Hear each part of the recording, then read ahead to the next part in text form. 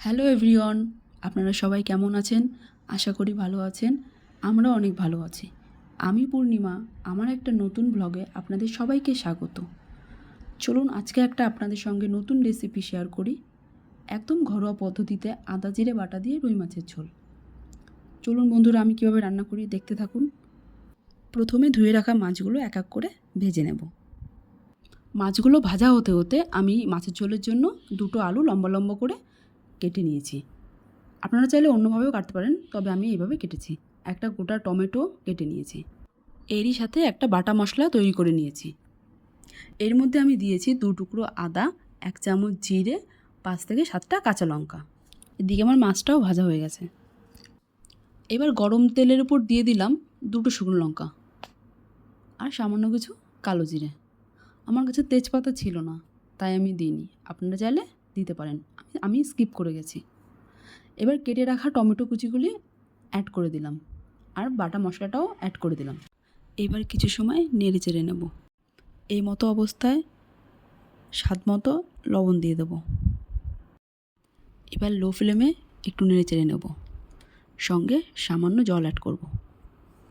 এবার মশলাটা ভালো করে কষিয়ে নিতে হবে যতক্ষণ না মশলা থেকে তেল ছাড়ছে। মশলাটা যত ভালো করে কষানো হবে রান্নাটা তত ভালো সুস্বাদু হবে। মশলাটা ভালো করে কষিয়ে নিয়েছি, মশলা থেকে তেল ছাড়তে শুরু করেছে। এবার এর মধ্যে অ্যাড করব 1/2 টিস্পুন হলুদ গুঁড়ো দিয়ে আরেকটু ভালো করে নেড়ে চেড়ে কষিয়ে নেব, কালারটা ভালো আসবে। আপনারা তো দেখতেই পাচ্ছেন মশলাটা ভালো করে কষানো হয়ে গেছে। এর মধ্যে আমি অ্যাড করব আগে থেকে ভেজে রাখা আলু। আমি আলুটা আগে ভেজে নিয়েছিলাম, তাই এখন অ্যাড করছি। আপনারা চাইলে আগেও অ্যাড করতে পারেন।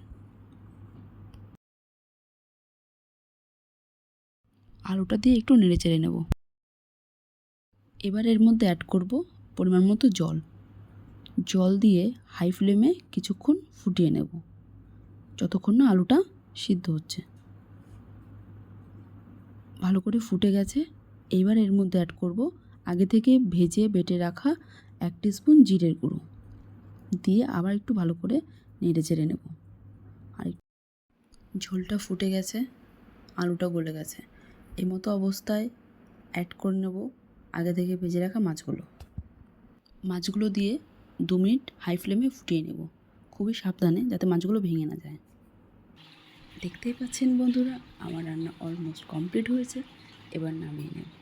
কি লাগছে তো লোভনীয়, খুব সুন্দর হয়েছে খেতে। চাইলে আপনারাও ট্রাই করতে পারেন। আর কেমন হয়েছে অবশ্যই জানাবেন। লাইক কমেন্ট করে পাশে থাকবেন। ধন্যবাদ। দেখা হচ্ছে পরের নেক্সট কোনো ভিডিওয়ে।